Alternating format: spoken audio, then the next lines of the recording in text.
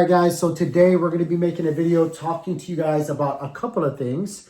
I want to talk to you guys first about these threaded CO2s that a viewer put me onto. I'll give you guys that information in just a little bit. And then I want to talk to you guys about how I make this trap, because a couple of people have asked me how I make my inexpensive but very effective trap that I use for my less lethal testing. And then I want to actually just try to get into a couple of the comments that a couple of other people made on my videos when it comes to using less lethals, and particularly this GAVEL carry. So yeah, first things first, guys, before we get into it, if you guys would do me a huge favor, like the video, subscribe. We are trying to grow. You guys know the deal. Second thing, I got to take me a sip of this coffee because it's staring me right in the face. And before it gets cold, I got to enjoy it. Let's see. I can't do just one. 2 sips. By the way, do you guys kind of like sip it like I do? Do you sip your coffee? You guys just like monsters and just chug it? You guys just gulping coffee? Or do you like to kind of like, I'm not slurping it, but I like to sip my coffee. I feel like it brings out the flavors. It might be me, and I might just be so super bougie, but I like to like, what? Listen.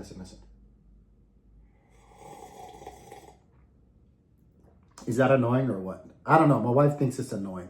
That's how I drink my coffee. Let me know how you guys drink your coffee. Anyway, let's get into the first thing. So a viewer of mine put me on to a company called Red Rock, which has a plethora of threaded CO2s. Now, one of my gripes about the Grimberg product line thus far was the lack of availability when it comes to threaded CO2s. They're really hard to come by. But so far, from what I've noticed, Red Rock, this company right here, again, not sponsored whatsoever, and just a viewer put me onto it, so shout outs to them. You're the bomb diggity. Red Rock has reasonably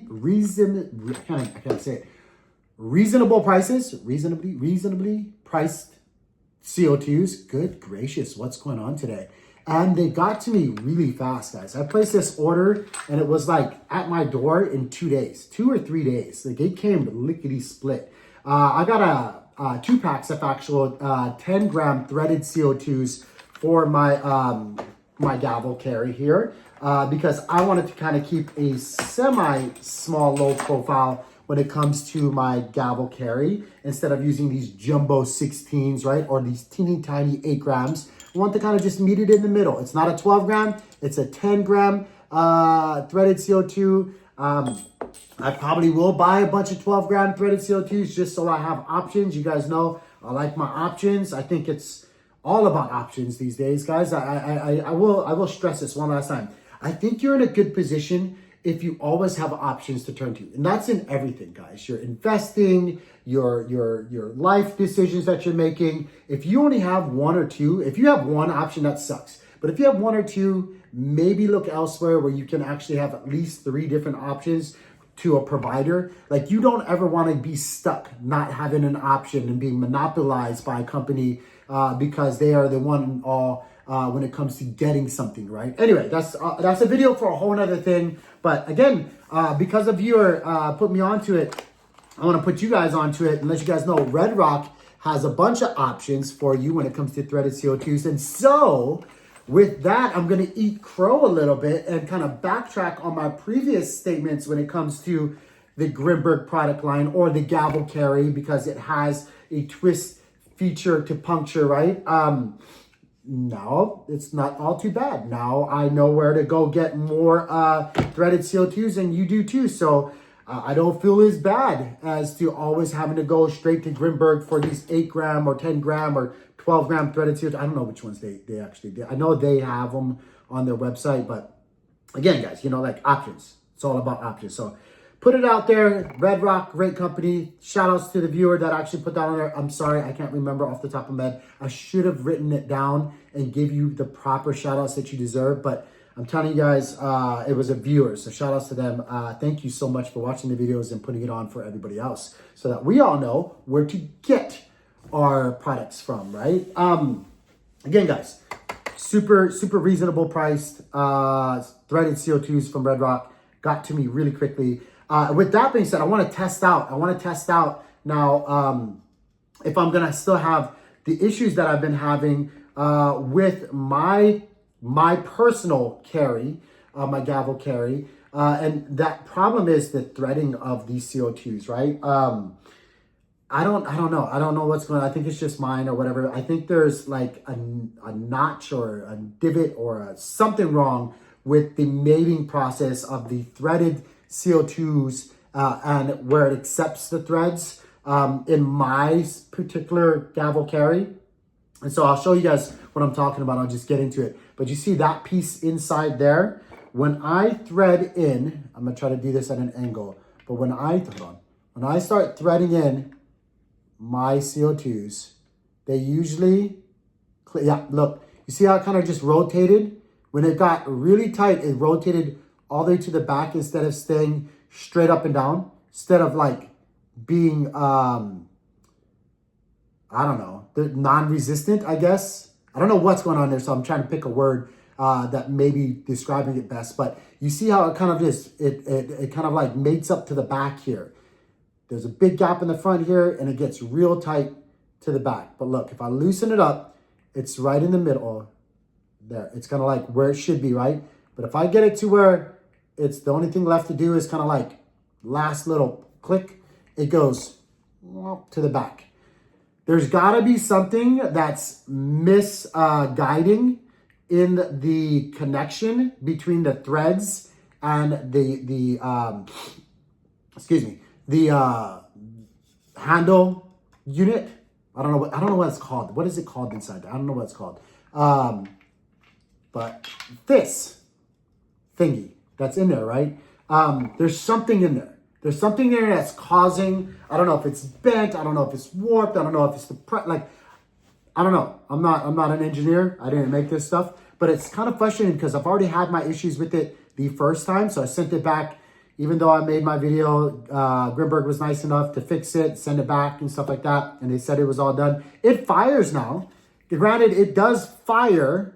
And so I guess you could say it's working, but I know that that's probably not ideal, right? Like that's not, everybody else's videos that I watched, it just looks like they thread it in and it's like click, and it's like, it works smoothly. Mine, look at that. Look at that. I know it's hard to see at this angle, but that looks uniform. That looks dead on. But when I tighten it,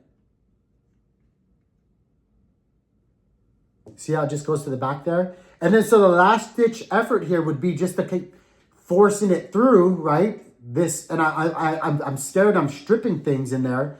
I don't know how soft or what that material is. I don't know if it's brass or whatever it is. But I'm scared that I'm stripping things or damaging it even more. Granted, if I do it, it will puncture, it will work. But I want to see if it's going to do it with a 10 gram, which this is the 10 gram from Red Rock. This is the 8 gram straight from Grimberg. So I don't know if they produce it or not. And granted, it does have the nipple on here, but it can even take this off. And let's see if it does that with the 8 gram. Granted, the thread size, guys, is supposedly all the same, but I don't know. I don't know. So this is, you see, like this is the 8 gram. You see how it's like right there in the middle? You see that? That's at, I would have to force it. That's at like right there where it stops. I don't know. I don't know what the deal is. So the 8 gram seems to be working. The problem with the 8 gram is I still have issues, even with this little rubber cap on it, getting my fat fingers to like have it pierce. Like, you know, it's like I'd have to point it like this and twist. But like, I don't know. Again, it's just one of those things in a self-defense, real life scenario where it's like every second, every millisecond matters. I'd be hard pressed, I think. I don't know. I'm just putting it out there to actually, or like confidently pierce this. I don't know. We're going to try the 16 gram before I do pierce this. And then I want to get on to another topic. I will say, I do have to retract a little bit and just say, I feel better though, because now at least I have options to get my threaded CO2s. But yeah, we're going to go into the 16 gram, this big old Mac Daddy. I have a 12 gram threaded CO2 somewhere. Forgive me. I should have been more prepared and like had all the option sizes out there to see if it works or if it does that with all of the sizes. Does it with the 10. It gets off and tilted with the 10. Doesn't seem to happen so much with the 8 gram one. Let's see if a bigger, thicker one, that's what she said, does it or not. Again, that's what she said. But yeah, let me take this rubber cap off real quick. Get it off. So we're gonna start it here. See, and then like, look, it's not even that much. It's like I start it here, boom, and it gets to there. I don't know if you can see it, but it does seem like there's like a lot more resistance in comparison to the 10 and definitely in comparison to the 8. Now, the thread size, like this nipple, is supposedly supposed to be the same diameter. Supposedly. Definitely does not feel like that one bit whatsoever. This one obviously feels bigger and thicker, and also like you can kind of tell, like when I back thread and then start threading it in, it stops. I don't know. It might be because it's, I don't know, I'm trying to think of physics and stuff like that. Again, not an engineer. Maybe it's because it's a bigger circumference. It doesn't feel like I'm turning as much. Could be. So like let me actually like say that. I could be an idiot and just like not realizing it as I'm doing it. But it definitely does feel like something else is still off. There. Right there. No more. It kind of looks like it's still trying to butt to the back here. Right? Or trying to lean or snug up to the back here. Does that happen to anybody else? It's already a 12-minute, 11-minute something long video, but is that normal for you guys? It doesn't seem like, I watch all of you other guys out there. It does not seem like it. I'm going to try to get a 12-gram one and just see if that, if that's still the case for that one. But, I don't know. The next thing I wanted to get into, guys, is another comment that somebody made. Now, I'm not trying to call people out, but I do want to, just acknowledge a very, I think, very important fact that a lot of people tend to glaze over or conveniently forget or whatever it is. You are not me and I am not you. We all intend to use these launchers differently. I had somebody recently in my comments basically say that I didn't know what I was talking about. Like, I think there was like, look at this guy, confused, or what did they say? They said something like, this guy has no clue or something like that. And I was like, no clue about what? No clue about what? I think what they were trying to say is like, I said something like, the way I use this, and I've said this multiple times about my GAVEL carry, is I pre-charge it before I go out there in the field and or hiking, right? So like I pre-charge mine because again, I'm just not confident in the whole twist to puncture feature. I like the size of this, and that's the reason why I bought it. So I pre-puncture, I pre-charge, if you will, and then I do my thing. Granted, I know better than to just leave a CO2 punctured and a launcher charge, especially one like this that doesn't have a safety or anything like that, for long periods of time. I've heard other content creators with other less lethals talking about how, the housing unit have exploded in people's hands, on people's persons and stuff like that because, maybe they're not practicing proper risk management or proper safety procedures or whatever it is. They're leaving it in their car. They're leaving it out in the hot sun for a long time while they're out there and stuff like that. And like things just get too heated and it explodes. I don't know.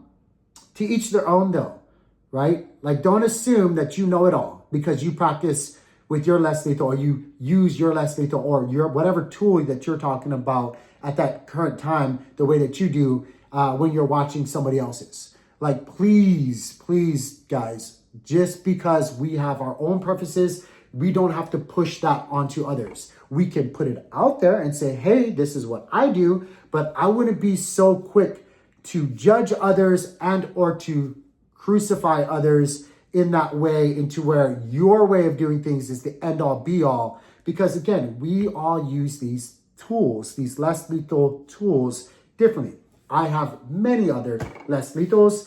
Some of them I just leave in my house in lock boxes. Some of them, like this one, like I said, I use them more actively and pre-charge it when I'm out there. When I'm done hiking, done hunting, done doing whatever I'm doing, I degas it, right? I don't leave it for hours and hours and days on end charged. That's just, I don't know who does that. Don't do that. I wouldn't recommend doing that. But again, to each their own.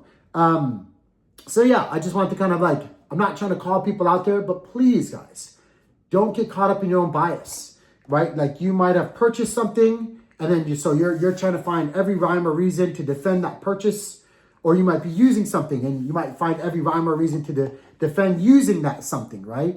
But again, guys, we all use these things in different ways. We all intend to use them in different ways. There are like basic guidelines that we would all probably recommend that you follow for safety reasons. But yeah, anyway, so that's that. And then last but not least, I know this is getting to be a lengthy video, probably losing people already. I want to cover how to make this really inexpensive Target catch. It's a Rubbermaid trash can along with some material here. But since it's going on for so long already, I'll save that for another video. And then I want to see, because somebody else also commented about how much joules they're getting out of their gavel. I want to see, like, hey, it's been a while. What kind of FPS, what kind of joules am I getting with mine? Everybody's launcher is different, guys. I know some people, their gavel gets them 45.